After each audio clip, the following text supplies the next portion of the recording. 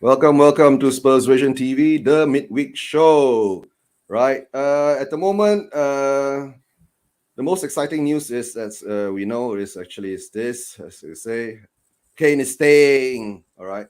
But shall we just go through the normal process of the midweek show?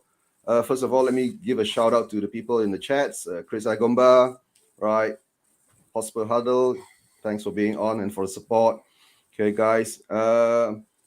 So, Saikat, uh, this show is more or less initiated by you. So, how do you want to do it? You want to jump straight into the Kane thing, or you want to go through the midweek reviews of the matches?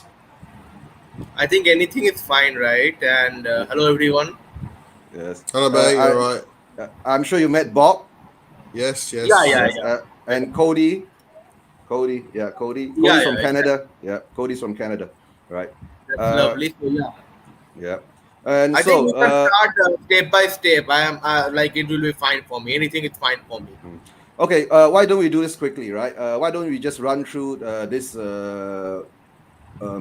game week 2 first, and then from there we'll move on to the more important things that's been happening. All right. Game week 2, Liverpool 2, Burnley 0, Aston Villa 2, Newcastle 0, Crystal Palace 0, Brentford 0, Leeds 2, Everton 2, MCT 5, Norwich 0, Brighton 2, Watford 0. And of course, you have the Sunday games of Manchester United drawing with Southampton 1-1, and we beating Wolves 1-0. And of course, Chelsea beating Arsenal 2-0.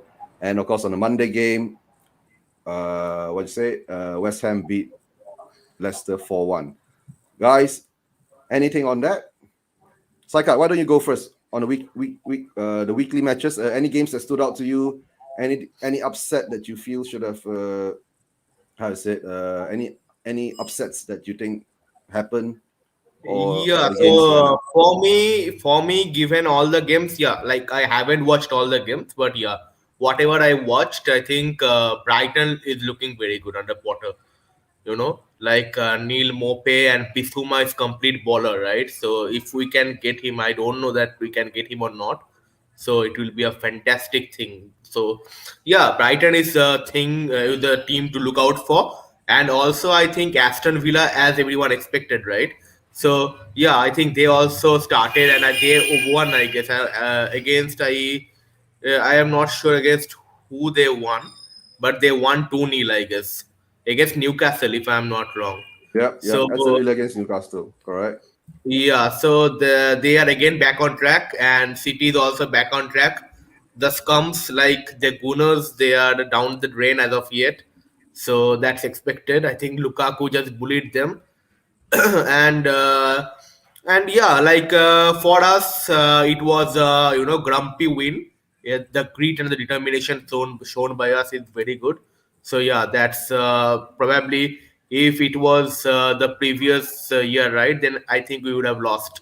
But yeah, fantastic win. And apart from the cities doing cities things, and Liverpool also looked good. Crystal Palace drew, so that's first point for Vieira. And I think that's all. That's all. And the most Mm. important part is, I think, Southampton drew, right? I think United were very lucky, right? That Southampton were having huge chances, but I don't know, like they were not able to get into the get the ball back into the net. So I think United fans should come down given the situation that happened after the Leeds victory, right? So because Leeds play so expansive football, there were many like leaving the gaps behind, right? So I think United also, it will be a tough year, and I don't think that they will win. But yeah, I think this time around, given the situations and everyone is getting, strengthening the team from the top to the bottom. So I think this year, and also the most important part will be the fans. I think in this year, because the players are more used to play with empty stadiums, right? I think the incoming of the fans will be huge, and the all the away fixtures will be very, very, very difficult to win, very, very difficult Mm. to win. So this Yeah. this year around, because given the how 1.5 years, the players were just started to getting accustomed, right, with the way they were playing. So there was no Mm, pressure, nothing. So sometimes I think for one example, and yeah, and also West Ham. West Ham is looking fantastic, fantastic going forward. And also like one instance in that game was Declan Rice, right? He received one ball, I think 30 to 40 yards, and yeah. people were telling just shoot, shoot, shoot. So he just shot. But if it was an empty stadium, right, he would have been waited and given to the passes or sprayed the passes to the most important positions and then generate the attack, right? So I think with fans coming in, it will be more exciting. We will see, like, we'll be seeing, the more intense football from the lower teams, and also the competition will be very tough this year around for me. So that's Mhm. all given whatever I saw this week around. All right. Okay. And guys, Bobby, Cody, anything to add to the game 2 week matches? Game week 2 matches? Just laughing at Arsenal. I just have to look at their demise, really. I mean, losing against Chelsea isn't, anything to shy off, but it's the lack of fight that they've shown in both games. So yeah, I'm probably tempting fate or whatever, but I think Arsenal, their lack of fight, lack of direction, is very, very amusing right now. I think also West Ham are looking good, looking good. Yeah. I know Leicester were down to 10 men, but I've always rated Antonio, and I think he's going to have a good season. But if he gets Mhm. injured, they got no cover. So yeah, West Ham looking good, unfortunately, and Arsenal looking dismal, fortunately. Mhm. Cody? Yeah, I agree with everyone's summary of the weekend's games. I think the only real surprise was the Southampton draw with Manchester United. And Mm. yeah, I mean, again, United were fortunate to get a point. Armstrong was in on goal. He really should have finished off Southampton's second goal. Uh, yeah, West Ham looking quite good. You wonder if they get Kurt Zuma and Jesse Lingard over the line, how much that will affect their prospects of and how the being in Europa will affect them as well. Whether they have the squad depth to deal with that and still kick on in the Premier League. Will they have to set aside one or the other? Will they have to make one a priority over the other?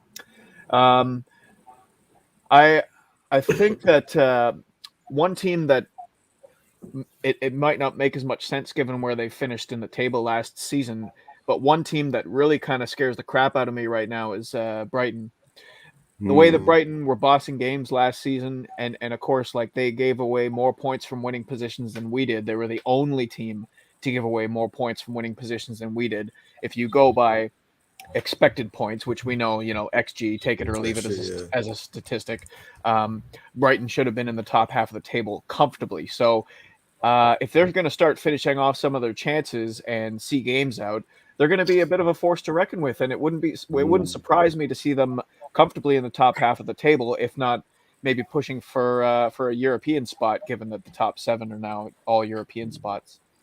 Yeah.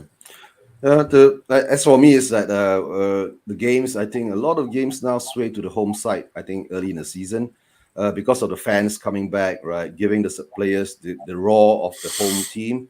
So, like I said, our win. Okay, now we'll go to our win at Wolves, being away. Right. Let's get Saikat's because I'm sure Cody and Bob and I we've been talking about this for a lot of days. But Saikat, what do you think about our win at the Wolves Stadium? Yeah, look, like for me, like for us, Wolves Molinia is a very very hard place to go, right? So I think like it was better when we started the game. It was just the contradictory or the opposite of the Man City game, right? We were very poor the first 15 minutes, but here the first 15 minutes we were looking very good, like with the Mm, passes and everything. Reguilon cutting inside, that pass is very good to Ali. It was properly a weighted pass, so yeah, like and also you can see, right, that Son was also not up to the mark, right, because he was also gingerly moving in the warm-up, as Alasdair Gold stated later. So I think it was the win is the most important thing for me. Yeah, because see, it was also a very first game at Molyneux, right? So I think, and they had those backing and everything. It's always very loud there. So I think overall it was a very tough game, and we can just see it as one of the toughest games we won. So it's one of the toughest games, and it's a tick for us. So I think now, because now today Kane told that he is staying, right? So the thing will be, one problem I was having at Wolves game and also in the Pacos de Ferreira game, right? That Nuno is pushing the ball high up, like it is the long ball from goalkeeper, but no one is there in our striker position to just hold up. That's what Harry Kane does, right? Son can't do it that well. Yeah, he can do it, but not that well. And Scarlett can't do it because he doesn't have that figure or maybe the physical structure as yet, right? So I think that possibility or that structure needs to be changed. Now, if they wants to follow that structure, right? So in Wolves, what Nuno did, they played long balls and it was two players. One was Raul Jimenez, another one was Adama Traore, right? So we need someone who can hold up those two defenders. So maybe it's Adama, or that's the speculation going on. Now Kane is staying, so maybe someone else. But we need a player for the backup of that. So I think that's one thing to be addressed to. But also I think we have to give credit to Nuno, given how he handled the entire situation. The unrest could have been massive, but it was a proper cohesive performance. We can also state this game or one two like 2 3 games ago also, that Dele's resurgence as a player, right? So he's also looking good, not in the physical aspect or the playing styles, but with the determination and his stamina and the running that he is doing. And if you remember, I think one of the one block he made along with Skip, right? At the end, I think it was Trincao or maybe Jimenez, someone was shooting. So that aggression, that commitment, all those things were lacking. So I think, like I also told previously, that if Dele can, keep his head down and has his focus back, right? This is a new role. It will need some time to get accustomed to. But if he can do that, he will be a really, really very good player for us.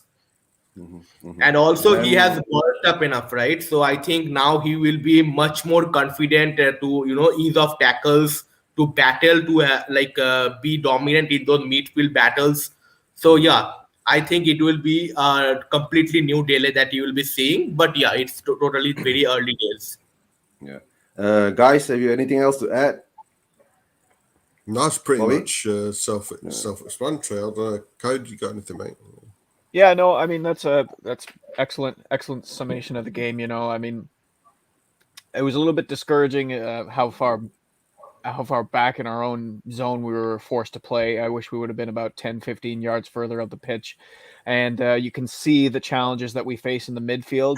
We've got two holding mids right now in Højbjerg and Skip.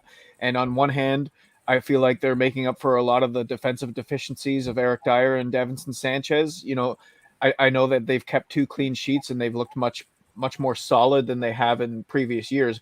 But the reality is, when either of those players is getting beat, it's Oliver Skip who's in the box mopping up their mess, and that's huge for our defensive And side. But also, Cody, just to mention those points, I mentioned that point before also on the last show, that this Dyer and Sanchez, however good they play, they have that one moment that will lead to goal.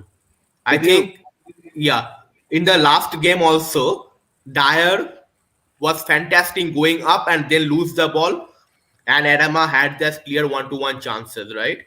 Another one was Sanchez. I think he was going to clear it, but it was unfortunate. But yeah, like that also, right? Like you just know that it is coming. You are not the 100% confident. You know it is coming. It may or may not come, but you have always that conscience going with you that it is coming. So yeah, that's I mentioned that day, and yeah, it was visible. It Yeah. was visible. So, yeah, please like go on. like Cody. what Bobby was saying about and Eugene was saying about the return of fans to the grounds. That's having a huge impact right now, and I think that as the players become accustomed to fans' presence again, that effect will normalize a little bit. You'll still see fans impacting games, but maybe not to the extent that we're seeing right now.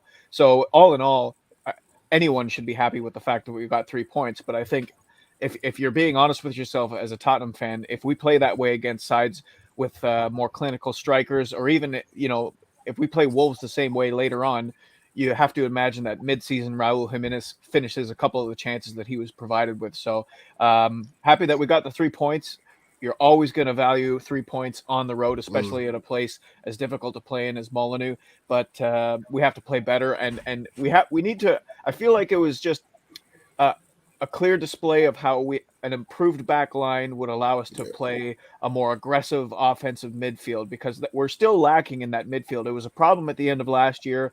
We were basically having to bypass them in order to move the ball forward and playing those long balls. And now we don't have Toby Alderweireld to kind of ping anymore. So there's still lots of room for improvement on this squad. And you have to hope that before the end of the transfer window, we bring in a couple more players.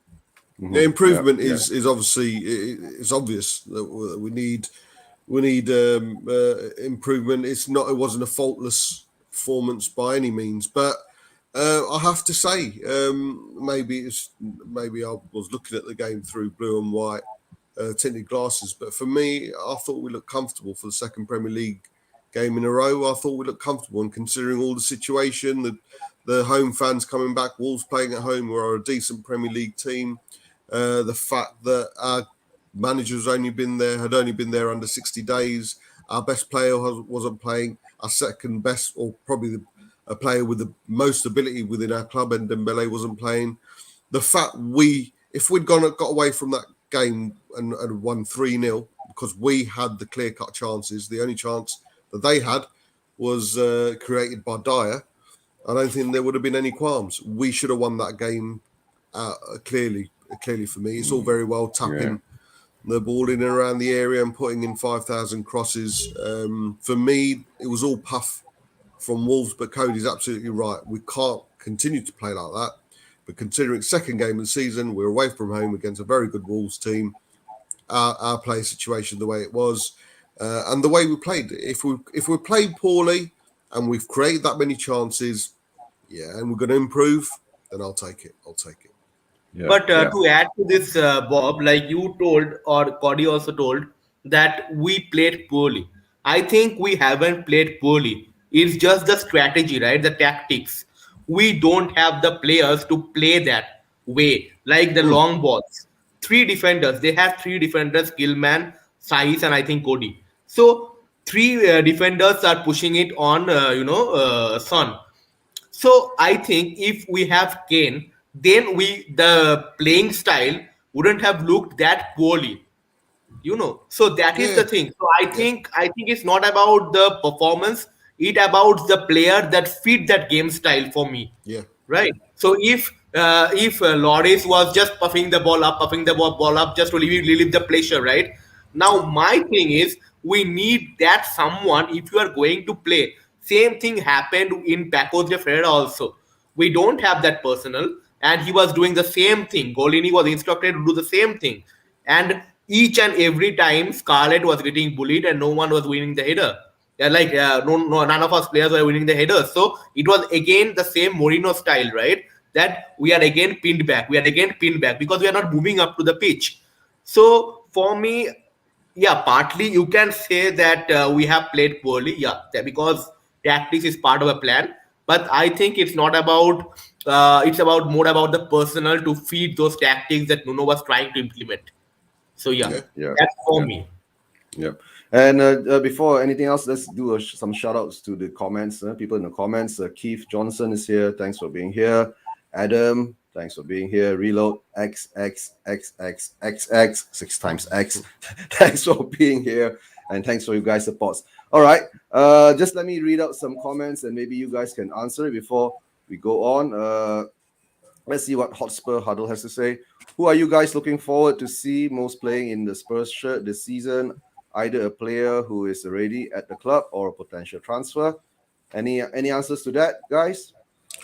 Who are the guys looking forward to see? I like to see Skip mature in a Spurs shirt. And I'll be honest with you, to see how this decision from Kane kicks on. Mm-hmm. And a lot of, I wouldn't be surprised if it probably turns out to be his best season. Also, really looking forward to seeing Tommy Arsu. No, sorry. Still not signed. Oh dear. Right. Saika, any For comments to me, that? one of the players, yeah, Kane is obviously right, but I don't think that Kane can afford to play not good, right? Because he has his eyes set for that Shearer record, so he will go for it this season also. So that's for Kane. And another player I am really interested to see this season is Sergio Reguilon, because for me, he has the potential to bomb up and play those crosses perfectly weighted and perfectly balanced crosses to Kane, and Kane can finish it. My issue is because last year we didn't have that right back cover, right? Who would have tucked in. So that's the reason I think Reguilon didn't bombed up that often. But with Tanganga playing that role this year around, I think I am really looking for him to just go there, and I am really there is optimism from me from Reguilon that he can do that. But my issue is, will he be allowed to do that? That has to be the main criteria for me, because I think he had those talents, he has those abilities, and it will be a massive opportunity for us to just like if Reguilon bombs up and overlaps, then Son will be cutting inside, and there will be two-person, Son and Kane, to finish those crosses at the end of the it, right? So I think that is the most important opportunity that I am looking forward to see this season, because previously I think apart from this Chelsea game in the EFL Cup, right? I don't think that he was that much of impact maker for me. I think that's that thing I am really wanted to see from Reguilon. So yeah, so for me, I think he is one of the most hottest prospects that I am looking for this season to go forward to. Yeah. And Just Cody, breaking anything to news. add? Breaking news there, Eugene. Just before Cody More comes breaking in. news. All right. Yeah, Go ahead. obviously Sky Sports have turned their agenda to an Mbappe. PSG sporting director Leandro says club have rejected Real Madrid's 137 million Yeah. pound bid for Mbappe. So yeah. Oh, Real Madrid. So their concern PSG. is Okay. that Leonardo is telling that he owes money to Monaco and he paid 180 million, right? So it's less than what Real Madrid is paying. And another also strategy that he is telling is that it's a peer strategy from Real Madrid, that they are allowing it, like they are trying to pursue it, but which will never get accepted. So Leonardo is stating that this type of thing. So I think yeah. So that's all. Yeah, no need to Yeah. purge it Cody, into that. have you got anything to add to Hotspur Huddle's question? Yeah, I mean, I think the default answer for me is Harry Kane because he's the best player Yeah. at the club, and for a long time now, it's looked like he might not be at the club for very long. So it's as of right this morning, Harry Kane. But also, I'm looking forward to seeing what Christian Romero can bring to the squad because you're talking about the Serie A Defender of the Year, a player who's known for his aggression, a player who will pick up yellow cards. And also a player that we haven't really seen anything of yet, and it might be carrying a little bit of an injury. We have called for quite some time to get a top class center back in through the door, and despite the fact that we seem to be one of very few clubs who are in on Christian Romero this year, this is a player that Fabio Paratici brought into the Juventus system. Yes, he was loaned out with an option to buy to Atalanta, but when you've got Chiellini and Bonucci and at the time Demiral as well ahead of you in the pecking order, it only made sense for them to try and make some money out of a potential asset. And Romero blossomed last year at Atalanta. So I'm looking forward to seeing what we have, because if he is a world-class center back, he could completely transform and give us the option to maybe drop one of our holding mids, or at least move them further up the pitch and give them more license to go forward instead of having to worry about cleaning up the mess behind them in Dyer and Sanchez. So Romero could be a transformative player for this squad. So I'm looking forward to seeing what he can do. Just some more breaking news as well, Eugene. I don't know if you've got a breaking news graphic. Harry Kane is expected, this is by the Times Sport. Harry Kane is expected to try to seek improved terms in his contract, which expires in 2024. The England captain is thought to have been given a wage increase last summer when Tottenham refused to allow him to leave. So he had an increase in wage last summer, but he's looking to improve his contract, which I think will probably include a release clause. A big fat release clause. Now, okay, Saikat, do you still want to do the player rating for this show, or you would want to move on to the more interesting things? No, just move to more interesting things. Yeah, let's just give everybody a 5, except for Lloris, who will give like an 8. Okay, fair.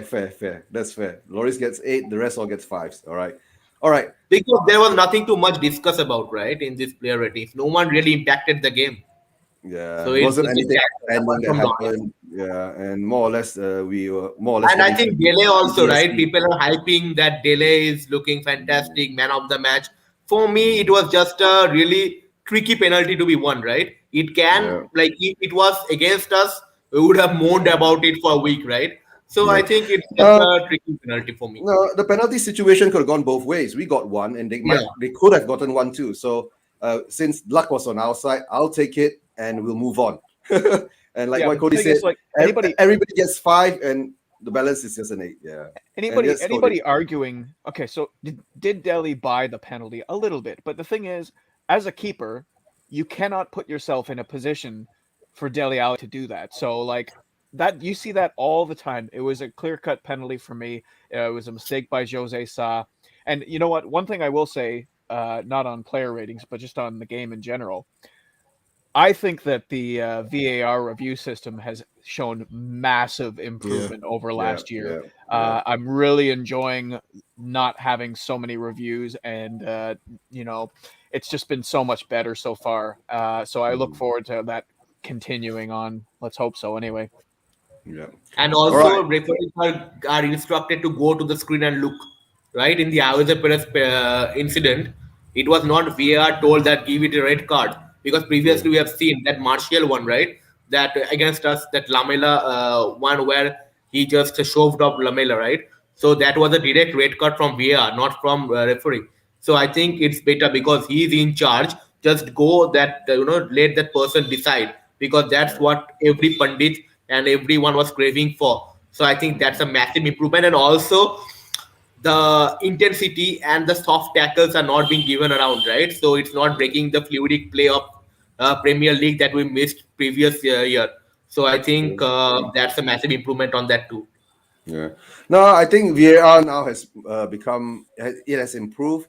The game has been more fluid, right? The decisions actually has been put back to the referees instead of the guys sitting on the video screen there and making the decisions for the referees.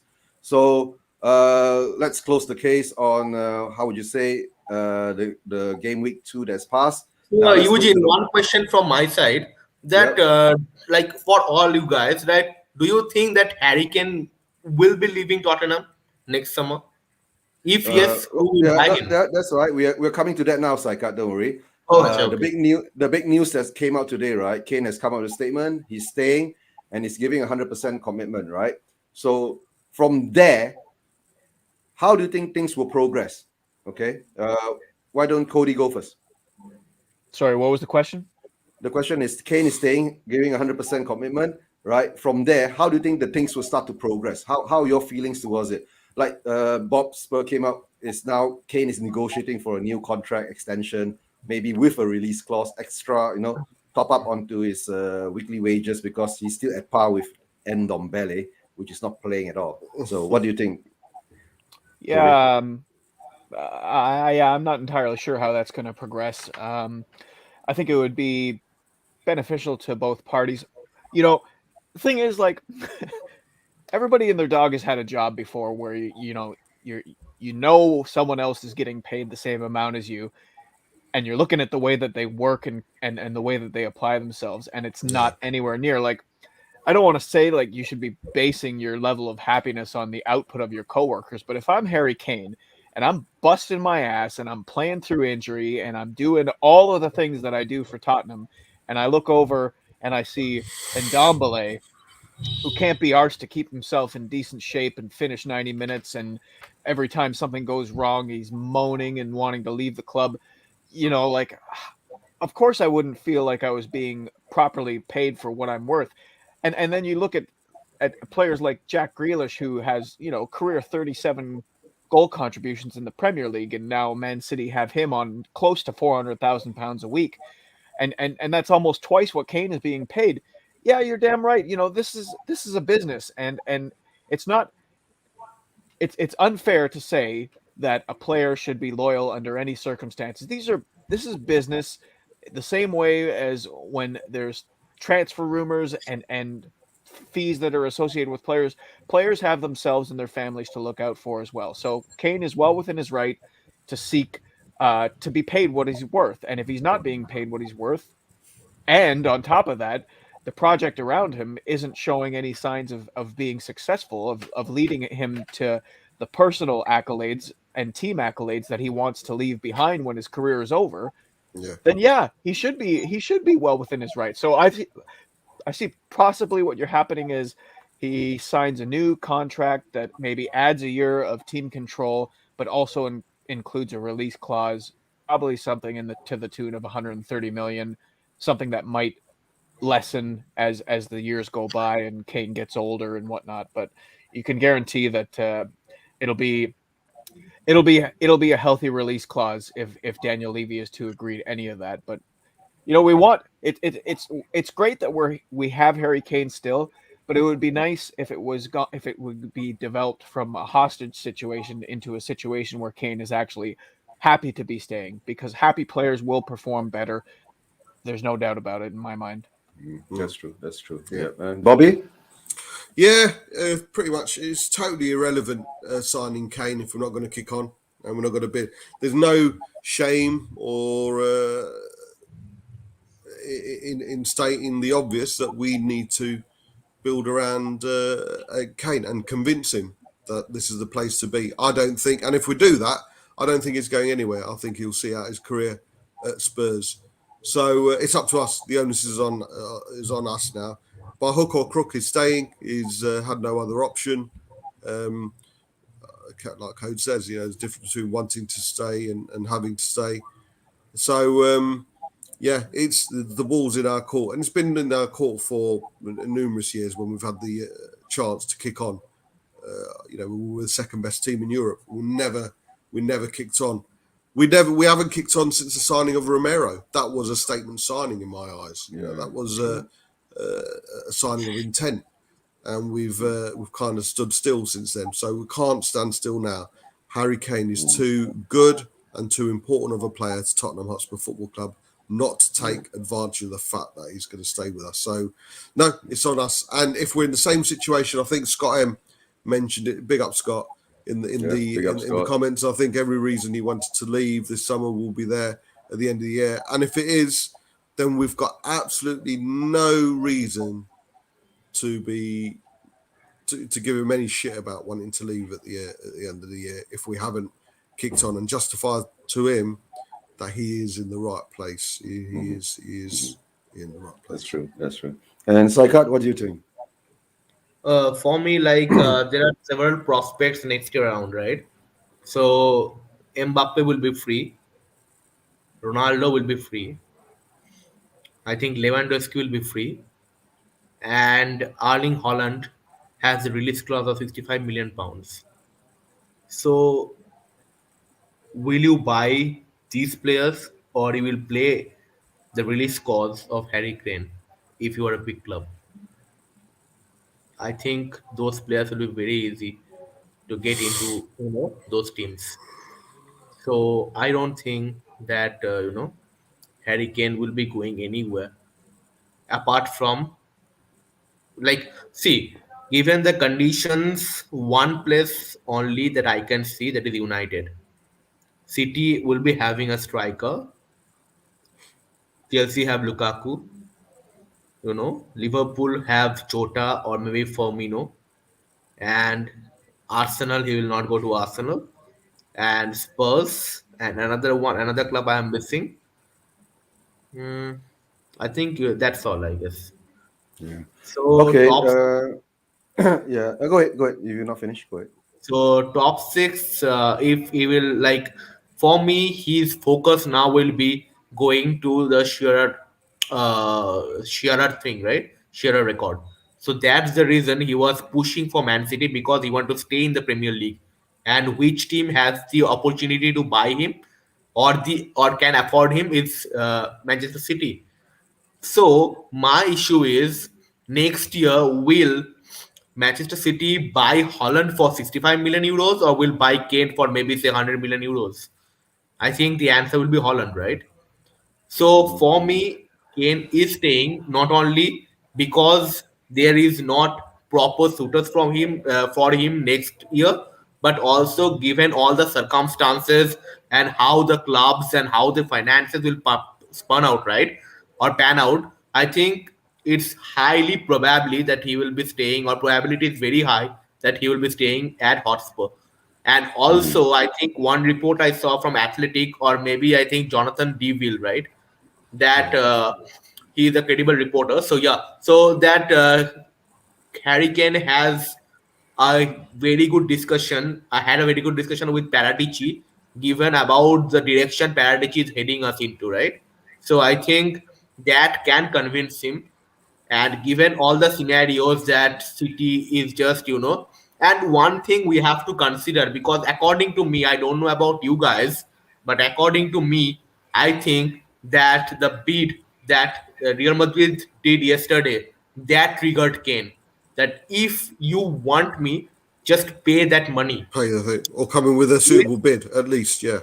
Yeah. Mhm. So if Mbappe has 1 year left on his contract and Real Madrid really want him, they just bid him 160 million pounds to PSG, right? Then you are bidding me 75 million pounds plus 25 million add-ons. Are you kidding me? So he Mm. is telling that I will be not going anywhere. And I think that point, that just got triggered. I think so. He really felt humiliated. And also, another thing that has to be added is how the fans responded on the Molinius, right? They were cheering, they were singing his name, one of our own, and stuff. Mm. So I think both things taking into account, that has convinced him, along with Paratici's talks, that yeah, I can stay and I can help this club grow forward. And yeah, given that we have a sporting director now, so he has a proper vision. So also the recruitment has been fantastic, with, like, fantastic in terms of whoever we bought, not in terms of whatever we required, but whoever we bought. All Mm. those players look very good, or have the potential to be good, really, really good players. So I think the club direction is going forward, and it's in proper hands. And also, I think how Nuno has, handled the entire situation. So I don't have any insight on how Nuno is, or how much is he accessible to, but I think that given all those circumstances and all those conditions, and he assessed, I think, for around 2 weeks, and now I think he is convinced to stay at Mhm. Spurs, and I am not seeing him going, to any place next season. There will be Yeah. rumors, but I don't think so that he will be going. Yeah. And for me, is that okay? Before that, let's just let me give you a shout out, big shout out to Chris from L Talk Tottenham. Right, we were just on the Bob Spurs channel earlier, Yeah. and Bobby's on my channel now. Big up to him. Right, the Kane situation. Now that he's come out to say that he's staying and he's going to give 100%. But to me, I still, being a Spurs fan for so long, we still have this PTSD in us. We still have that little butt inkling in us deep down in our heart that hopefully MCT won't come up with a bid of 185 or 175 million pounds to snatch Kane away. Because if the number is right, Levy will sell him. All right. But let's be on a positive. Kane is staying. Okay. If Kane stays, right, we need to build a team around him to show him he can remain at the club. So at the moment now, like what's been happening is like, say, what did Keith said, right? Right. How would you rate the transfer window now, guys? Right. And what would it make it a stellar window? Realistically, give it 5. He'll give it 5 out of 10 so far. We've released 10 hits, freeing up roughly £54 million in wages and fees. Guys, what do you think about that? Cody, I think Cody will know this. I think Cody should handle this first, right? About the 10 hits that's been released. Well, I mean, we've sold Toby, we've sold Lamella, we let the likes of we sold Hart as well. We let Danny Rose walk on a free. We let Gazaniga walk on a free. And we any didn't other renew players. Vinicius. We didn't renew Vinicius or Bale, Yep, so we did. they possibly counted Yep, as 2 Bale, people. Bale and Vinicius have gone. They haven't been replaced. Yeah, I think the highest score that you could give the window would be a 5 out of 10. I mean, technically that's a passing grade, and I don't really think of it that way. The thing is, there's just so many. Like, we're talking about a starting 11 that needs improvement at probably 4 positions if we're going to be a force. Like, if the expectation was going to be top 4, at least 4 quality starting 11 would have to be brought in. So right off the bat, that's £160 million at least. Then when you look at the squad, like, tell me one position where you could say that we confidently have a capable backup who could walk in and play at a high level in the Premier League. I can't think of anyone. So that is a very fragile state to have your squad in, especially considering that I don't think the starting 11 are good enough. Will Stewart and I got into this on THFC Rants yesterday during the Bald and Bearded Tottenham Boys show. And the reality is we are one key injury away from being very, very in a precarious situation. You know, if Son gets hurt, or if Kane gets hurt, or if Højbjerg gets hurt, or, you know, like, even if Romero is hurt and doesn't come good soon, it's not a very good position to be in. And as much as people think that Sunday's game was maybe a one-off and that's not the style of football that you could be expected to play, we have the same players that we did last year at this point. A lot of the same players. And then you've got players like Aurier and Sissoko and Winks who either want to leave or simply just aren't good enough to make an impact in our squad. So considering, like, it's tough because, like, do you really expect Tottenham to go out and spend £160 million in a window where we've been told that we need to sell in order to buy? You certainly wish that our club was a little bit more ambitious with the way that they spend, but the reality is they are not. We'll see what happens here the last 6 days. I don't think Adama Traore does much more than provide entertainment value. I mean, he is a good athlete. He is a good dribbler. He will provide speed and be able to carry the ball forward, but I don't think he addresses any of our key needs, which I think we need a new center back. I think we need a new right back, and I think we need a creative midfielder. And, you know, if we're being honest, we probably need a goal-scoring right winger as well. So I don't really think I could give the window a 5 out of 10, despite unless Romero comes good as like a world-class center back, then you could say it's a 5 out of 10. But that's still like the highest possible grade I could give it at this point. I'd be more apt to give it a 3 or a 4. Just hold on, Cody. Cody, how do I put the link into the chats? Which link to have people come on? Yeah. Yeah, I'll do it, mate. I'll do it for you. Okay. All right. Thanks, Bobby. Sorry to disturb you, Cody. Go ahead. No, that's it. That's all right. It's like a 4 out of 10 for me at this point. 4 out of 10. All right. And Saikat, what do you think? Oh, you're on mute. Mute, Saikat. Yeah. Yeah, now it's good, right? Yeah. So okay, for me, Gorini, and Romero. So for me, these three players are really good. Now, given those situation that if they become hit or not, that no one knows, right? So for me, given the potential these players have, I think whatever the recruitment strategy did with the balances that he has, we are not sure that he has those balance, or because most of the things are loan moves and one is swap deal, right? So, and that too, the prices or the price of the swap deal, we got that huge chunk of money from one for sale to Villarreal, right? So I think given those circumstances, Golini looks a very good player. Now it's not that Atlanta will be selling him, right? He was really good for them. Now the issue he had was with Gasperini. So I think he can be a good player, but I think Loris, given the fitness and the commitment that he has 2 3 years left in him for me, if including this year. So I think Golini, with those situations taken into consideration, is a very very good backup. Very very good backup. Now Hill is a fantastic talent. Now people tell that Hill is, probably the third highest prospect player apart from Fatih and Pedri, right? So that's a huge potential, because Yeah. if potential was not there, then Paratici and Levy wouldn't have sanctioned a 21 million plus Lamela deal. So I think there is a huge potential. Now, another player is Romero. Huge potential. Messi wanted him at Barcelona. So that speaks up volume of the player and the ability that he has.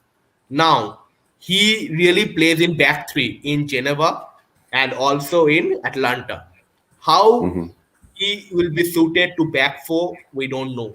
That needs to be seen, because he is a nonsense center back and he is just, going forward and aggressively just, creating those tackles and everything.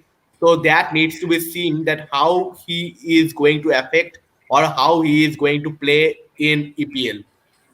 So for me, that's the three. Another one that we got here we go, that is Papa Matasa, right? So that's a very, very, very like huge potential player, huge potential. People are telling him the next Pogba in France. So I think 50 million is a bargain for him. Now that there is also a loan back option, so he will not be available, right, for this season. All So right. I'm not sure that that should be considered in this market or not, because it will not be affecting our squad now. So yeah, so that's all. So I give it a 5 to 6 out of 10, just only because of the potential that those players are having, not how they are impacting. Because we don't know that the players, only we can hope for is the players how they played in the previous clubs and have the potential to become. That's how we assess, right? So yeah, so for me, that's a 6 to 7 out of 10 for me. Now my issue is we need some strengthening. So Adama Traore, for me, I think he doesn't have any end product, right? Now my theory is, because he is very good moving up and with speed, right? So given Son and Kane, we have other two players. So those two players will be little bit free, because the 2 3 players will be allocated to just keep Adama Traore silent, right? So those two players, we know, if given the opportunity or any amount of space, will be resulting in goal or a goal chance. So for Yeah. me, I can see on which prospect Adama Traore is being linked to Tottenham and why Nuno wants him, right? So it's not about just creating that, it's about just the thread that he carries. We know that he doesn't have the end product, but he can sort of, build a partnership with those quality players that Son and Kane have, right? So I think that will be a very very very good very very very good prospect for us. and I think it's better than just bringing any winger from other leagues, because Mm-hmm. is not proven, and we can't afford to get someone in from and just to get settled for for 1 year or 2 years, because Yeah. Kane might not be staying for those amount of time. So I Yeah. think I can see why Adama Traore is being linked. And also, one report currently from DiMarzio is that Weston McKinney, we are really interested. So that's a backup for Højbjerg, right? So Mm-hmm. I think if those two deals are completed, for me, given all the circumstances, I think it will be a 7 out of 10 All for right. me. The Okay. window. Okay. Cody, do you need to leave now? Yep. Okay. And any last The, words? they saw Uh, my face and they had to go somewhere else. That's That's it. it, Jamie. That's it. Jamie in, Yeah, Cody that's out. it. That's it. yeah. No, just thanks for having Have me a on. good time. Anybody that Yeah. hasn't, make sure you smash a like. Make sure you subscribe. Yeah, Okay, definitely. Pleasure Cody, meeting you, Saikat. Yeah. Go ahead, Cody. Jamie. Major pleasure, man. I hope, yeah, I Yeah. hope to get back on the Okay. broadcast soon, where I get the chance to natter with you more. Yeah. Because Yeah. I get plenty of Bob Sycat and Eugene, but you I get precious little of. Trust. Yeah. Consider yourself lucky, Jamie. Trust me, mate. Trust me. Excuse me. Hey, I was made up for him when he got to the Toronto pub to spend time with Brian Daigle, and that's a bit of an oxymoron. Yeah. I've not seen Daigle Yeah. since. Yeah. Enjoy the And rest of your stream, guys. And okay, Bobby, thanks, piss Bobby, off. Cody. Yeah, Piss bye-bye. off, mate. Piss off. Okay. Thanks, Cody. And Bobby, you got a bit more time left. Any last words No. you want to say?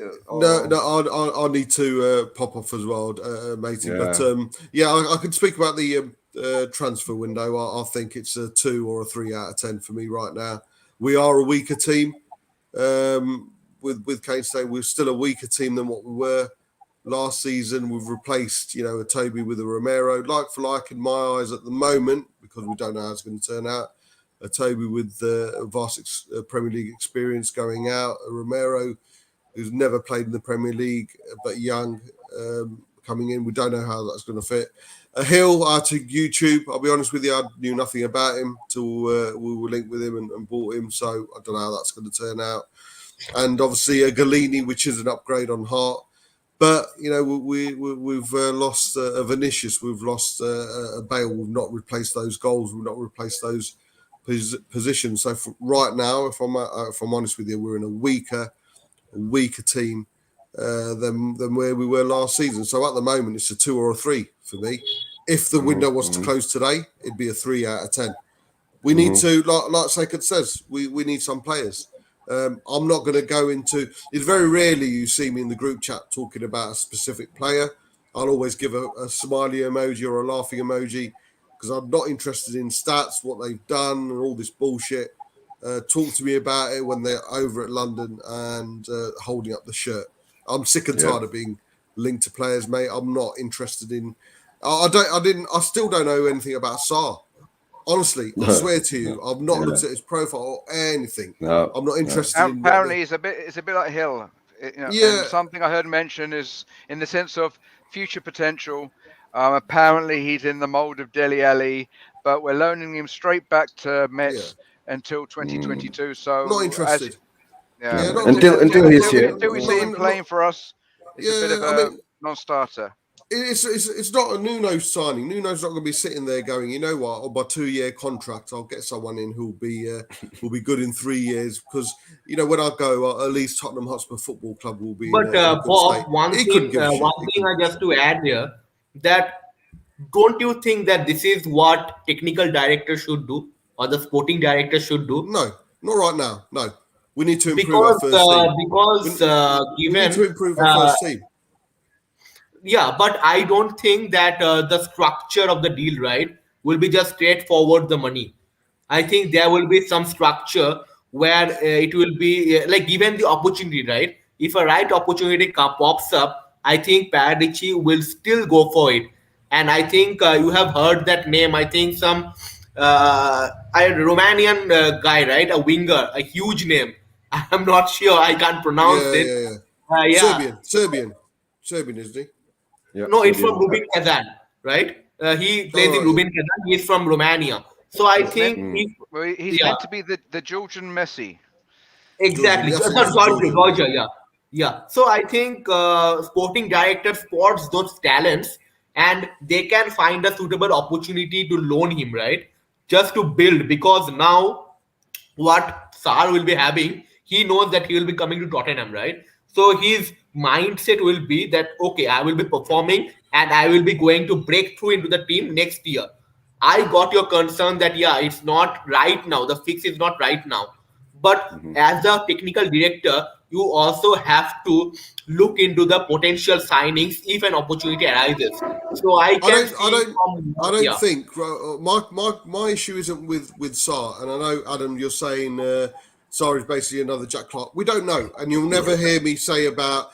I'll never look in hindsight and say Ndembele, what a waste of money, because we don't know. No one signs an Ndembele in hope it doesn't work out. You'll never ever see me saying, "Oh, he was a waste of money," or any potential purchase. I'm going to say, "What a waste of money." I'll never say that because we just don't know. Hindsight's a great thing. We don't know if he's going to be a Clark. It might be a Clark. It might turn out to be another, I don't know, a Gareth Bale. We just don't know. My concern isn't the fact it's Or Sarr. My concern another is Clinton is NG. that's it. Yeah, yeah. My concern is the fact our attention's been there. Our attention and our efforts have been looking for a young protege who's going to be we're going to purchase and know back. In my mind, our attention shouldn't be there. We've got a Yeah, first team we need to sort out. Our attention yeah, should be fully focused on our first team. yeah. Asar will come about No, again. Asar will come about again. I just yeah. think we're looking in all the right direction. I think it's to get some of the fan base excited over a good talent who might turn out good. Whereas, mate, we're being blindsided. We've got a very average. We've got a rubbish backup to the Yeah. first team. If Skip or Højbjerg gets injured, who's our alternatives? I'm not going to say their names, Yeah. but who's our Yeah. alternatives? Yeah. True. Asar but ain't going to sort that. Asar ain't going to sort I, that I out. I Asar ain't going understand to what you're sort that saying, out. Bobby. Because now, especially if Kane is staying, right? You don't bring in the players for now. How long is Kane going to stay? That's Yeah, the biggest exactly. question. Yeah, Yeah. exactly. Right. But You can bring in usually, all like the you told, you can right, bring in that all the gems you want, but that's Yeah. for the future. 2-3 years down the line. All right. But if Kane is staying now, Kane wants results. Okay. He wants to win the cup. He wants to be fighting in top four. Right. But if you bring in for future, Kane won't be here. He won't wait for you. Correct. And Bobby, usually like one thing just to hold on, add hold up on, on hold, hold on, Kane. hold on for a second. Bobby, do you have to go now? I did, mate. Yeah, I've got Yeah, food. you I've know, just ordered food while yeah, on I your know, yeah, stream, so I know. it's going to be So, a. you want to do a shout out to your channel when you're doing your next shows and all Yeah, that? Bob Spur TV. I'm on Mari's show tonight, the Love Oh, the Lounge. lounge. Yeah, Love Lounge. Lounge. So we'll be drinking, getting pissed. So that's 11 p.m. UK time. Please pop over. That'll And be watch good. But them drunk. my show's a Saturday night in the Wall shows, and the day after the day before show, which is an afternoon after a match. And of course, Eugene, you're a regular on there anyway. Yeah. Jamie, you're gonna have to pop on one of the shows, mate. I know with the time difference is a bit different, but we're difficult. But we'll definitely gonna have to sort something out soon. And same with Okay. you, Seka. Well, We'll sort something out. I mean, post the links on the WeChat. Yeah, Finance. So it's the WhatsApp yeah, groups. Yeah. we'll sort it. We'll Yeah. sort it. Big up, We'll guys, sort that out. Eugene, and All of right. course, guys, subscribe and like. I don't know Yeah. what the traffic's been like, but I hope it's. Hope It's good. It's good. Yeah. It's Yeah, good today. come Thanks, on, you Bob. All right. Spurs. No Come on, you worries, mate. Spurs. Big up, All right. big up, Right. big up. Right. Big up, Bob. Yeah. Bye bye. And Saikat, if you're interested, because Bobby does an afternoon show, UK time, which is about 8:30 p.m. My time is about 6 p.m. your time. Remember the last show that you came on to the last time? He does it Yeah. regularly on Monday. If you have time, let me know. I'll send you the link and I'll let him know. All right? On his show. Sure, I'm Yeah. not sure. Yeah. Right. Yeah. Bob show. Yeah. And how you been doing, Jamie? Kane is staying. Okay, that's a bit of a muted. It's Kane is resigned to the fact that he's staying. So hopefully he'll become the professional. He's tried to be the rebel, and it hasn't worked. So let's see if he can make the best of this season. Hopefully we can as well. We're not going to magically become the team we want to be by the end of the transfer window. So hopefully by the end of the season, we'll have done well enough and shown enough promise that Kane will realise that he doesn't need to spit the dummy out anymore, and we will actually move forward. But like Bob said, as it stands and as it stood on Sunday, as it stands right now, we're weaker than we was before the transfer window, because there's all these unquantifiables, and most of the players that are being bought, loaned, and whatever aren't filling the gaps. They're just little, as you say, gems being sparkled in front of a portion of the Spurs supporters to keep them happy. When when it comes down to the crunch, we know it's just a bit of a spit and polish on something which we don't want to talk about, which is a bit stinky and whatnot. So Okay, Jamie, just hold on for a while. Let me bring on a guest, a new guest, first time on the show.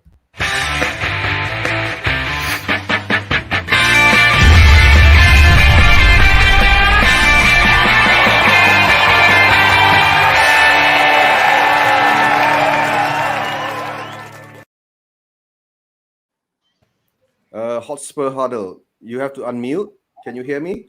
Hello? Yep, I can hear you. All right, yeah, hold up. Let me just try and get a camera working, because Yes. this is the first time I've used it. Sorry about this. okay, we've got Right, no Yid Kid problem. Mark too. Maybe. And how do I? Hello? What's Can you see your me? name? What's your name? Yes, we can see you clearly. My name's Leo. So, yeah. How old are you, Leo? I'm 14, turning 15 soon. He's So, older yeah. than Yid Kid. Yeah, he's older than Yid Kid. Actually, Yeah. Yid Kid is Dan. I'm not sure whether you come across Dan THFC. Yeah, I've come across this channel, yeah. Yeah.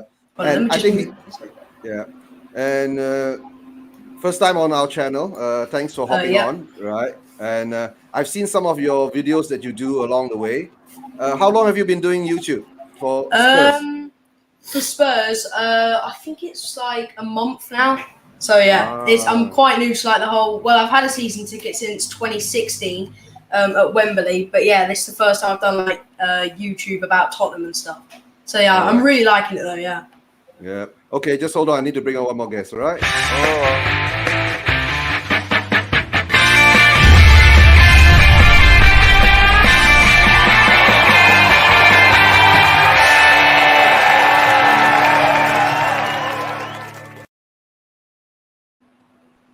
I had a Mr. K. feeling it was you. You're muted. You're muted. No, can't hear you. It's gone off. And Leo, right? Yeah. No, because I've seen your channel. I went through your channel. You've been doing other stuff on YouTube apart. This is about one yeah. month you're doing it. All right. Yeah. To tell the truth, we're a family, and we've been doing this not that long too. I've been doing it about how many? 2 months, 3 months, Jamie? We've been No, doing we've this. been doing it longer than that. Basically, it was probably about June, Oh, May, wow. June. Yeah, 2-3 months. No, we hopped on doing not Oh, our own yeah, channel. but- Yeah, our own Ah. channel is about two months, 3 months. Yeah, right. Can you hear us, Mr. K? Okay, you're still. Yes, I can hear you guys. Sorry about that. Okay. Hello. Are you Mr. K. touching? Hi, guys. You're touching your beard up? Yes, I am. I do every night before the stream. People think I got a white beard. Makes me like look a little bit more wiser. Nuno-ish. No, has white and then a black bottom. So I'm not going to talk about. Oh, any you black better bottoms. paint the black bottom at the bottom. And okay, sorry. PG-13 now. Yeah. And Mr. K, meet Leo. Hello. Next to you. hello, yep. Hello. Pleasure to meet you. He's 14, turning 15. 1 year older than Daniel, your kid, right? Yep. And he's more or less doing this for about a month for Spurs. And he's a season ticket holder since 2016. Yeah, 2016. Yeah. So you go to the matches and all that? Yeah, I do like match day vlogs and stuff like that. So yeah. Yeah. So that means your parents or your father is the one who brought you to Spurs, right? Yeah. Yeah, definitely. Jamie, a young legacy fan. Are we talking about Mr. K or are we talking about Leo? No, Leo. Who said you can't do a stream and paint at the same time, huh? Yeah, you can do it. You can do anything and do anything at the same time nowadays. So But Leo's luckier because I've never had a season ticket. I've either not had the money or not had the time. I've always just paid per game. So in a sense, I'm a legacy fan, but he's had more experience in the area which I wish I had the money for. Yeah. And okay, Leo, we were talking about the transfer windows and all that, right?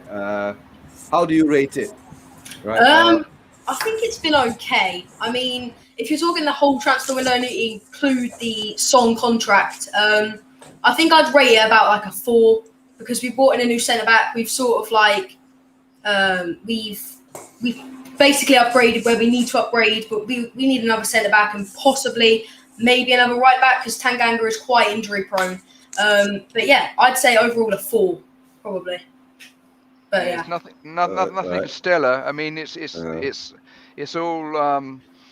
We've got these players, but they're on loan and with an obligation to buy and all that sort of stuff. So we can't start doing cartwheels down White Hart Lane until some of this investment comes to fruition or gets solidified with actual purchasing, like with Romero.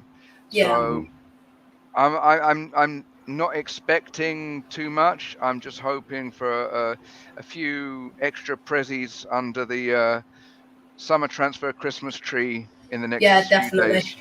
Yeah, I'm just hoping for maybe another. Do we really need another winger though? Like we brought in Brian Hill. We've already got Bergwijn and Lucas. Do we really need a Adama Traore? I'd prefer a creative midfielder and a solid centre back or solid right back. I'll take anybody at the moment. Yeah. Okay. Because we got only 6 days left, I'll take anybody at the moment. At least if Adama Traore comes in, right, he's Premier League proven at one point. Okay, so it will free up Kane and so on, hopefully, right? And what's your ratings for the transfer window as is now, Leo? I would say 4. Definitely a 4. It's nothing to shout about, really. Yeah. Mr. K, have you got anything to add to the ratings for the transfer windows? Well, the thing is, yesterday people turned around and said that it was like 3 out of 10. I personally think it's nearer the 4 than the 5. So therefore, I wouldn't go so low as to say 3 out of 10 because Romero is quite a decent player and the goalkeeper looks like a good prospect. So yeah, I'd give it a 4 out of 10. I think one more signing and we can make it a 5. It's not brilliant, but at least it will be average and be competitive. Arsenal are going well ahead in terms of how much they're spending. Whether or not they're spending correctly or not is another matter. So far we've got a profit in our transfer dealings. Sorry, what are you guys looking at? All right, there you go. So far we've got profit in our transfer dealings. But the way I look at it is at some stage or another, we need to pull out some money from somewhere. And the club, has been borrowing money for the last year or so. So it doesn't look like we've got a pot of money anywhere, a pool of money. So maybe sell a player. You'll have to be selling a player, then move a player in. So there's going to be a domino effect and roundabouts coming up in the next few days, where we have to, in order for us to buy a player, we have to sell a player. In order for us to sell a player, or rather buy a player, the other team has to acquire a replacement for that player. So everyone's doing the same thing. And it'll be like a little flurry that will go to the lastminute.com. Let's just hope that Levy doesn't mess it up. That's the only thing I'm worried about. That's a mental fart. You mixed up Messi and Levy. That should never happen. No, I got Poch on my mind, considering the team he's got. I mean, he got his reward for having to put up with Levy for so long by having all these amazing football players at his disposal. But don't we want something like that in our club? Don't we want like all the big names to be coming and to be interested in our squad? And having Kane to get out of the Conference League. What I'm saying is that having Kane inside the team, and if he stays, then that's a positive to bring players in. Because top players want to work with other top players. And when they see a collection of top players like Sonny and Kane together, they see Højbjerg in the middle, they see Skip, they see Tanganga, they see Romero. They're going to say, you know what? There's something nice being built here. There's a foundation of a solid team. I'd like to become part of that project. And that's how you get people excited. You got someone like Paratici who's spent umpteenth amount of years at Juventus. In other words, a top club for a very long time. That means he knows an awful lot of the top clubs out there, the top agents out there. He has working relations with them. They have working relations with him. So I think that's a good thing. Now, him and Nuno, if they get together and, can keep Levy at arm's length, I think we can build a decent squad. So far in the last few years, we've not had anything decent whatsoever. There's been Mickey Mouse players being brought in, Gedson, for example. What is he there for? Why did we buy Jack Clark? Okay, nice lad and everything, but he's just never going to fit into our team. So there's been purchases we've made which are wrong. Is Gil one of them? No, I think Gil is going to be a fantastic player. Will he turn into a Lamella that showed promise and didn't actually prove it on the pitch? We don't know. We're just going to have to wait and see. I hope that they bring in at least one backup striker. And as far as saying, do we need another winger? They're looking at Braithwaite from Barcelona. Well, all of these names are going to come through. We're just going to have to cross our fingers that the people know what they're doing. It's going to have to be in Paratici we trust, right? Because we've got no other choice. Yeah. All I can say is that right now, the happiest man on the planet right now is Nuno. Yeah. Kane he's happy. Harry Kane is staying for the summer. Happy. Yeah. For the summer. Yeah, for the summer. Okay, just let me give a shout out to Derek Hutchinson. Right, thanks for your support, Derek. Right, and of course Chris. Right, Chris says that Fraud Sport's gonna be depressed. They have nothing to report now. Yeah, we know. But now they started to report on the PSG and Mbappe scenario that's going on there. The dramas that's starting over that side, right? So let's see what Derek has to say. Now Kane is staying. We must slash the cash. Okay, splash the cash. Splash the cash. I think splash the cash on Unless players he's talking that about we need. wage bills. Yeah. I need to bin the crap. Buy their contracts out and send them packing. I think that was done on a mobile phone with a thumb. Yeah. Yes. But no, there's a lot of things what Derek says correct. We still haven't gotten rid of Deadwood, but I've been saying, right, the deal that most probably that Levy, Nuno, and Prati has struck is that Nuno and most probably have to deal with most of the Deadwood, because I think Levy knows that he won't be able to get rid of them that soon, right? And Saikat, have you any other things to add to the transfer ratings and all that? No, so for me, I have a few rumors as of yet. One just came up from Sport Build that we are interested in Wout Weghorst, right? So Weghorst can become a very good player given we play long balls. So he can hold up the play and we can, spray the passes to Son and Bowen and Lucas Moura. Now, for me, I don't want any winger as of yet. I want a backup striker. Now, my biggest question is, when we were linked with Vlahovic and Lautaro Martinez, right? All the reporters were saying that he was the plan to play alongside Kane. Now Kane is staying. Where is that money? Where is that striker? That is the most important thing for me. Because all the reporters, also Romano and everyone was telling the plan is not to buy a backup for anyone. Nuno wants to play two up front. He has to play alongside Kane. Now I want to see where that money is, because I need one striker. Now, is it a target man? He is a mobile striker to play alongside Kane. I don't care. I need a striker just to play those EFCL matches and also those cup games, right? The EFL Cup and the FA Cup. If we play or our fixture is alongside with lower tier teams. So that is one most important part. Another important part is the situation with Ndombele. If he wants to stay, then keep him. Fantastic player. If his heart is to move, just let him go. Otherwise, Ndombele, Sissoko, and Aurier will completely disrupt the harmony of the club and the dressing room, right? What happened the previous year. So we can't afford, or Tottenham can't afford to have again the same mistake this time around. So ship those players if at all it's a loan with obligation to buy. I don't care who wants to play for the batch for the club and has the 100% commitment, keep him. Else, just say bye to them. So for me, it's not about apart from striker. It's not about any player. It's about the players to move them to other clubs because that's the most important part. We have to get this poisonous mentality and this don't care mentality, right? Because yeah, see, for me, Harry Winks, yeah, we all want him to go and have a life with him and everything. But the problem is Harry Winks will never tell that yeah, I don't like to play for Spurs. I will not give 100% commitment and stuff. So for me, he can stay given the situation that we don't get stupid amount of money for him. So he can stay for a season.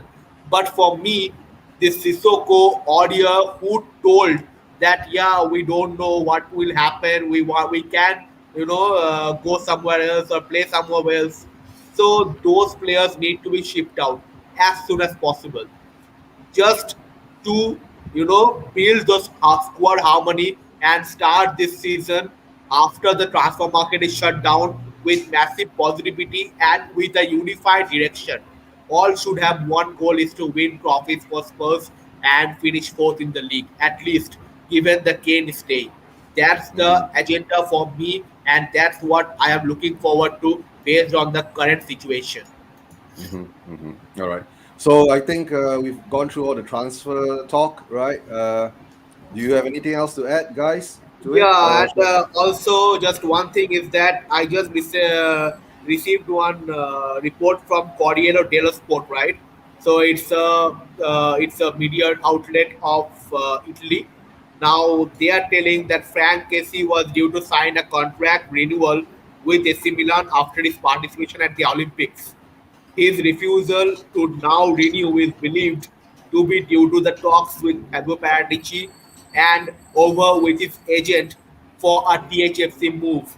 Now, if Casey comes, then that midfield of Casey, Hoybier, and maybe Ndombele will be like it will boss. It will just boss the entire field because of the work ethic these two players have, especially Hoybier and Casey. So it will be a fantastic deal if this happens, given he has only 1 year left on his contract. But yeah, that's all. He and Wegost is the two prospect that we are looking forward to, and also Madueke, right? Madueke just signed one contract of 4 years to PSV. Yeah, it was 6 minutes ago. So Madueke is now currently off the books. So Noni Madueke won't be coming to Spurs. So I think it will be Adama Traore. All I right. had this Guys, feeling. okay, all right, guys. We've been having trouble with Tange and Dombele for the past few months now, right? There's been rumors saying that it's not fit enough and all that, but we have seen his pictures in the training ground and all that. He doesn't look overweight. He looks quite good during his what I call trainings and all that. The pictures we've seen, but now with Kane staying, do you think Tange will have a change of heart? Right? Do you think because maybe he thought Kane is leaving, that's why he has no heart to play for Spurs? But now if Kane is staying, do you think Tange will change his mind and give it to Spurs, give his all for Spurs? Right? What do you think? He's still probably looking out the door, but he's now in two minds. I don't think he's decided. All right. And Saikat, you have to leave soon. Yeah, I got the weekly meeting as Yeah. every Okay. Wednesday, right? So yeah. Okay. Saikat, I'll catch up with you again on Wednesday. And if this Sunday you're free, right? Don't forget to watch along. Come on and do the watch along with us, right? It's a 4-hour crazy show. Yeah, but It's always a crazy I'm show. not It's just sure. not always 4 hours. But yeah, I will definitely try to hop on. Definitely, All right. definitely. All right. It's Okay. lovely to have conversation with you all, to meet weekly and to meet new people like Mr. K and Hotspur like Leo, right? So yeah, And watch me looking painting. forward. Looking forward. Looking forward to have those conversations throughout. Throughout the season and to involve everyone and let this channel grow, right, and build a community. So Yeah. it's a lovely opportunity. Thanks for involving me, Eugene and Jamie. No problem. Now, Thanks. Yeah. thank All you right. so So much. that, So take we'll care. see you again. I'll see you Sunday or catch up with you Wednesday again next week. Let's see when the Sure, results sure, happen. All definitely, right. definitely. Yeah. All right. Thank Okay. you. Bye bye. Yeah. Bye bye. Actually, you're still okay. He's gone. All right. Let's see what Keith has to say.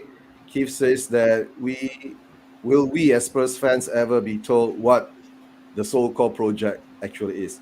I don't know. I think the project is putting money into Levy's pocket. That's the project. Or giving the money to Paratici to actually spend properly instead of Levy making his signings like that. You still have the optimism of youth, Leo. Yes. Yeah. You still have the optimism, youth. But guys, before we But end guys, this, very quickly, just one last thing on the Tanguy Ndombele thing, right? Yeah. No, actually, before that, before the reports came out that Oreo said this, that he was, looking to move and so on.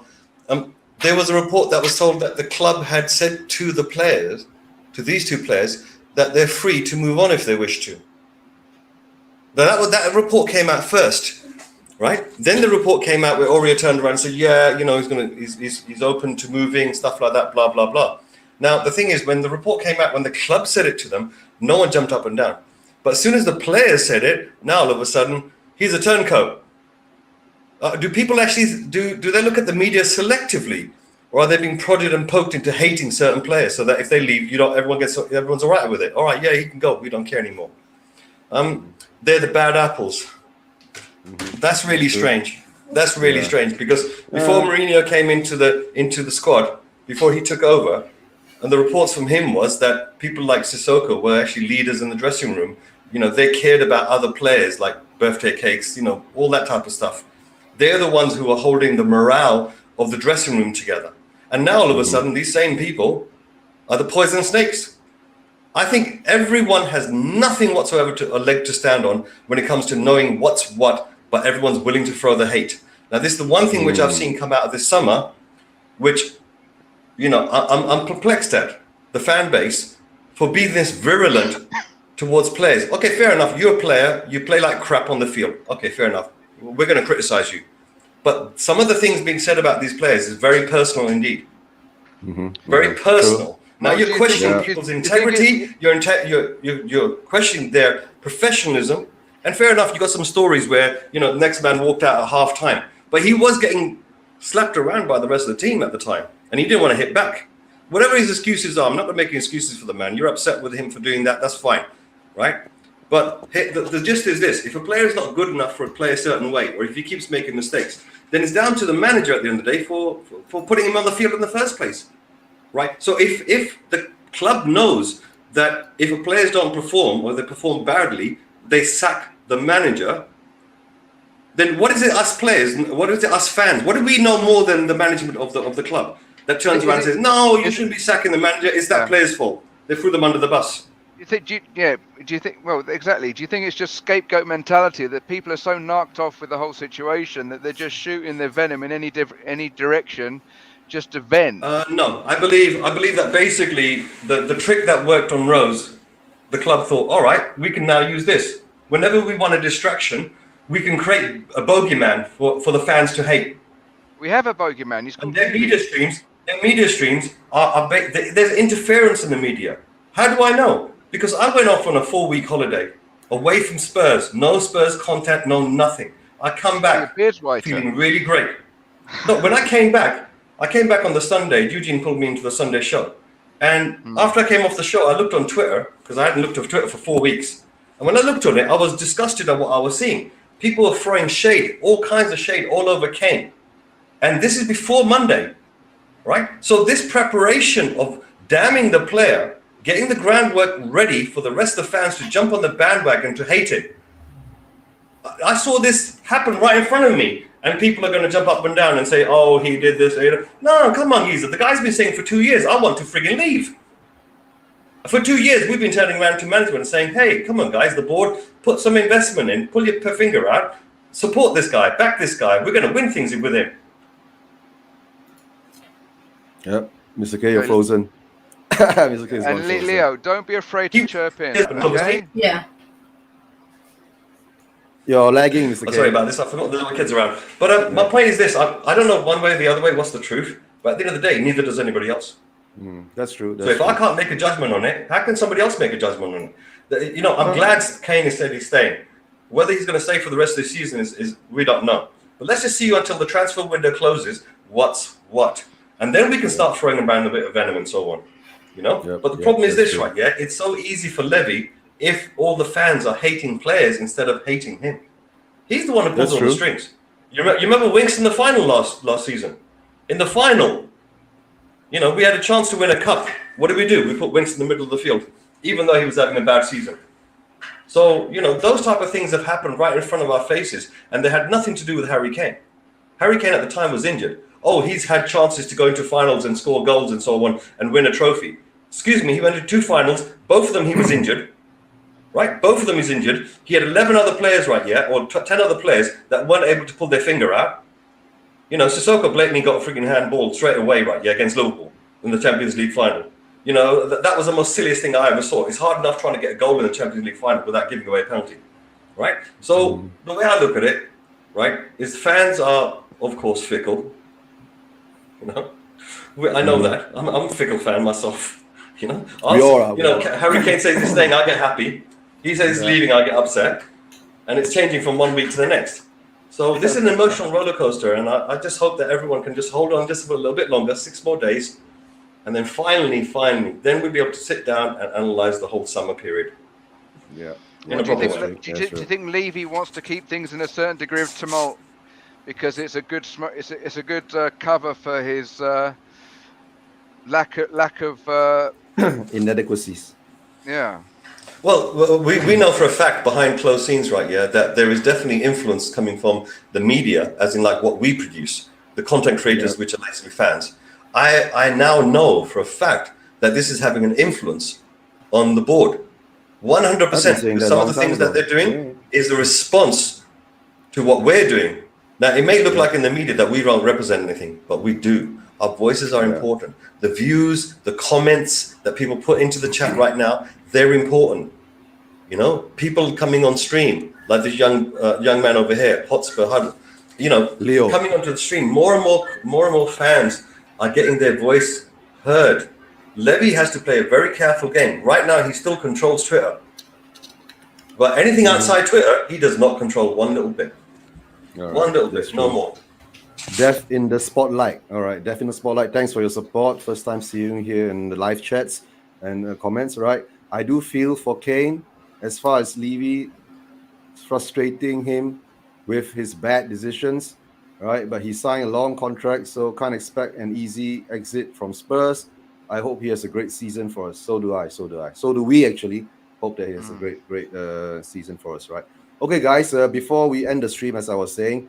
There's one more match coming up on this coming Thursday. We're going to play Pacos de Ferriera at home again for the qualification to the group stages of the European Conference League. Yay! A good opportunity to have Kane. I think Kane should come in and just let's get it done. And it would be a good way of showing that Kane's willing to muck in. Mm-hmm. And okay, let's put it this way, right? Let's come to Leo. Leo, what do you think, right? This Thursday night when we are playing Pacos de Ferriera, right? What do you think the first team will be? Oh, that is right. So I think in goal, Galini, because we need to give Lloris a rest after his amazing performance on Sunday. So yeah, Galini starts in goal. Right back, I think we have to get. Oh no, actually, I'm going to go for a 3-4-1-2, similar to the formation we played when we last played them. So in goal, Galini, 3 centre backs. I'm going to go for Tanganga, right centre back. It's going to be a new test for Tanganga. Central centre back, I reckon we're going to start maybe a Dyer, someone like that, because we need to get this in if we want to even qualify for the Conference League. Left centre-back, I'm going to go for Davies, because it seems to be he is a cup left centre-back now. And then the left mid, I'm going to go for Brian Hill, as people seem to pronounce it. 2 centre mids, I'm going to go for Lo Celso, and who else? Maybe Ollie Skip to play in the Conference League. Right mid, I'm going to go for who would you play at right mid against Pacos de Ferriera? I don't even know who we play there at this stage. Oh, the scary part, if you have Tanganga on already, you're playing three at the back, right? You might end up with Doherty. Doherty.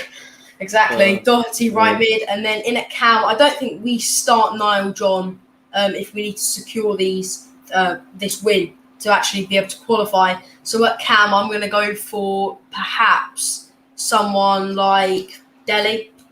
Solid performance against Wolves. Maybe you can bag a few goals against Pacos de Ferriera. And then the 2 up front, I think you have to start Kane to get his momentum back and see him banging in the goals again.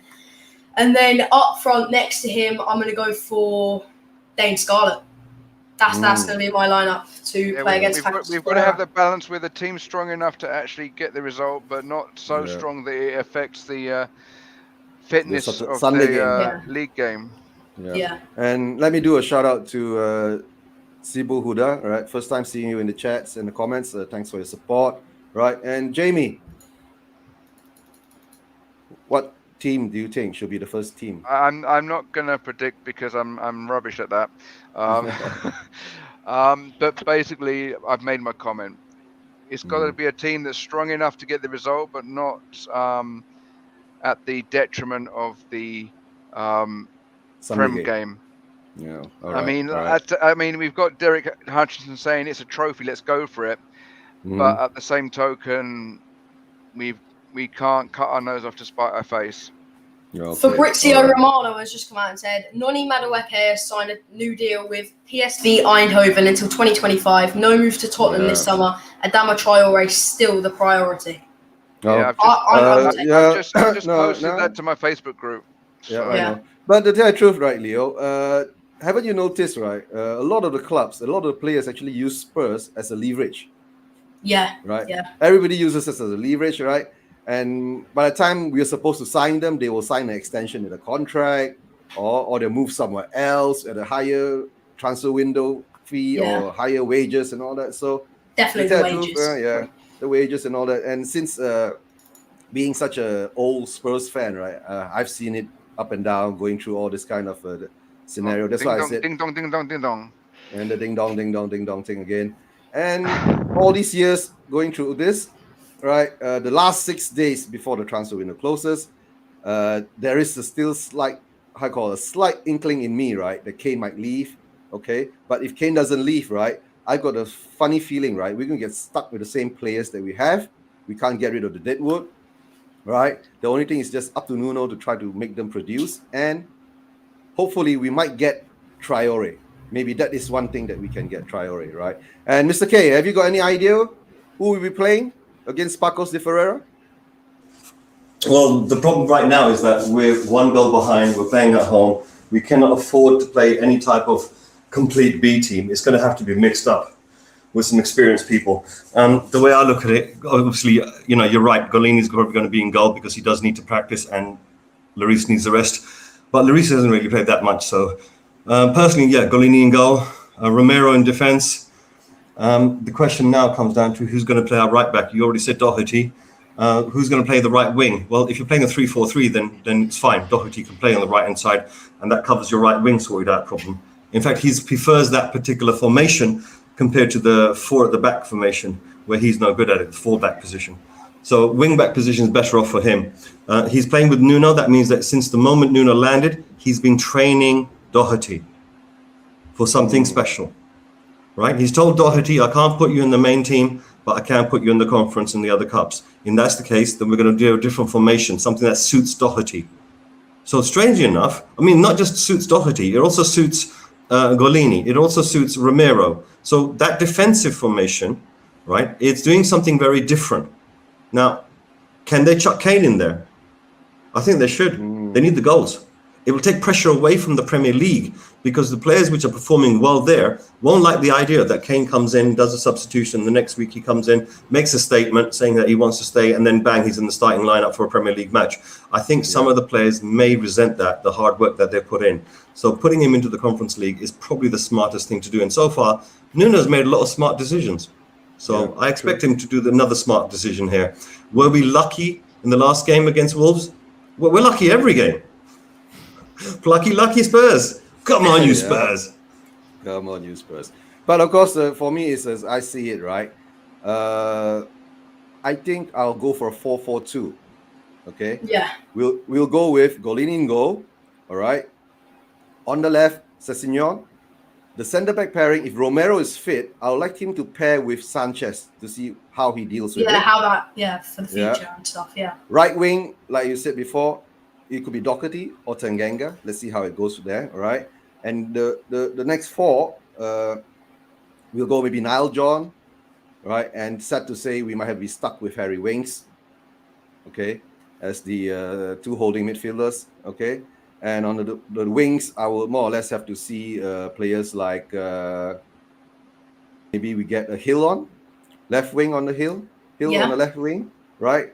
On the right wing, you've already got Doherty there, so most probably I will go with another, or we might even bring in Mora in, right? Maybe. And then the two strikers in front, I would love to see, right, Scarlett and Kane play together. Yeah, that's exactly what I wanted for the Conference League tomorrow. That is exactly what I want. Yeah, that is what I'm thinking. I want to see how these two perform. And you know why?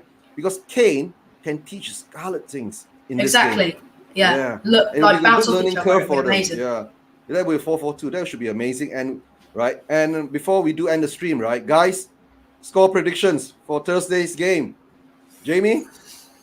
3-1 to us. Okay. Leo? I'm going to go for a bit of an outrageous scoreline. I'm going to say 5-0. I don't know why. The little thing saying to me 5-0. For who? All right. To us. Okay.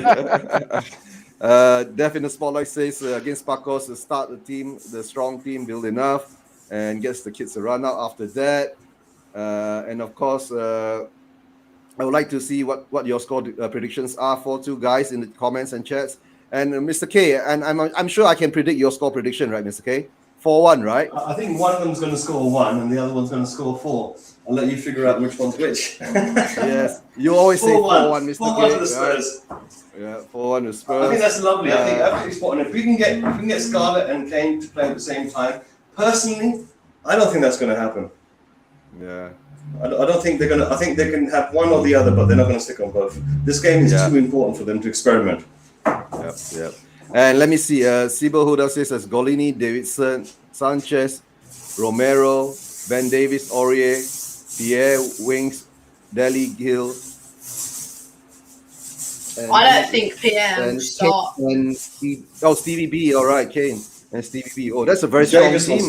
That's a very strong lineup against Pacos. That's a very strong lineup, Sibyl. Yeah. Definitely Davis will start. Yeah. Yeah. Right. That's a guarantee. And let's see what Dev in the spotlight says. I wouldn't start Wings. Sorry, we need control and dominance of the midfield. It won't happen. He doesn't fight for the badge at all, does he? It's just annoying when you watch it. Yeah. And Keith will say they'll start the same that started on a Sunday, except Golini and for Loris, Romero is for Dyer, Kane for Son. All right. And Sybil says it's a 4-0. Scott M says 3-0 to Spurs. Derek Hutchinson says 5-1 to Spurs. Adam says 3-1 to Spurs. That's good. We're all positive, guys. We're all positive. And I'll say more or less it's going to be a 3-1 or 4-0. Tottenham, not COVID. Oh, yes. Yes. Right. And guys, I'll just have to say thank you to all of you in the comments, right? Derek Hutchinson, Scott N, Sybil Huda, and who else? Keith Johnston, Deaf in the Spotlight. Who else do we have? Adam, right? Who else do we have in here? That's the Limerick Adam, not the Adam Cohen in Philippines. Yeah, no, Scott M, Keith Johnston, Chris is here too. And of course, Leo is here with us. Adam is still here. All right, guys, thanks a lot. And let me see what's the last comment. Adam says 3-0. Sybil says reload XXX. Oh, and I forgot about reload XXXXX. XX, which is 6X. Okay. It might be. I don't know. And before I end the stream, I'll just put Mr. K and Leo at the back room first, and let me and Jamie do the closing. Hi, Jamie. Hello. Yep. So I guess. Why'd you say hello when we're about to say goodbye? Yeah. Hello, Jamie. And Hello, of course, goodbye. since you're my partner in crime, right? So since Saika is left, so you're left behind. And how I say is that since Kane is staying, there's a positive for us this week. Okay, the news has come out as positive, and I would say the games are coming up. We have to be positive, right? Okay, Adam. By the way, Kerry, County Kerry. From Kerry. All right, close enough. From not Limerick. All right. Positive to the players, positive to Nuno, but still Levy out. Okay. And don't forget, guys, this coming Sunday, the crazy stream, 4 shows in one stream is still coming on again. We start at 1 p.m. GMT, and we'll end after the match for the post-match review, right? That is actually a pre-match review and watch along, halftime show, and a post-match review show. Guys, if you have time, join us. All those in the comments. If you're not subscribed, please subscribe, and please do give us a like, right? And thank you for your support. In the end, Remember, it's a derby match. Watford's derby, half derby, right? No. It's not a full derby, right? Hertfordshire and North London are right next to each other. Hertfordshire. It's a geographic derby. Okay, all right. We got crowd or not? What does that mean? We got crowd or not? Yeah. I think if you're talking about the stadium, yes, I think so. Yes, there'll be fans in the stadium. All right. And how you say, guys? Thanks for your support, and we'll catch you this coming Sunday, 1 p.m. GMT UK time. Look out for Leo. Apparently, he's going to be at the game doing his vlog. So look out for Hotspur Huddle. Yeah, we'll look for Hotspur Huddle. And Spurs Asian, Mr. K, and thank you. Hotspur Huddle. Subscribe and support the Lily White Army. Yes. Whether it be Asia, North London, East London, or anywhere on this sweet earth. Yes. Come on, you Spurs. Come on, you Spurs.